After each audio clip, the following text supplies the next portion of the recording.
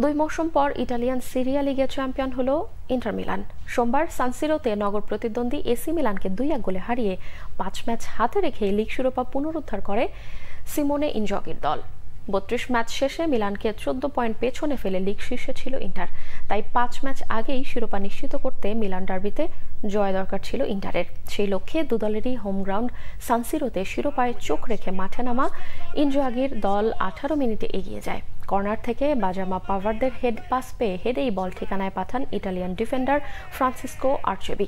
এই গোলে এগিয়ে থেকে বিরতিতে যাওয়া ইন্টার দ্বিতীয়ার্ধে 4র্থ মিনিটে ব্যবধান বাড়ায়। ডিবক্সের বাইরে থেকে নিচুর শটে গোলটি করেন ফরাসি ফরওয়ার্ড মার্কাস থুরাম। 80 মিনিটে মিলানের কানাডিয়ান ডিফেন্ডার ফিয়াকো তোমারির হেডে ব্যবধান কমিয়ে ম্যাচের নতুন রোমাঞ্চ ছড়ান।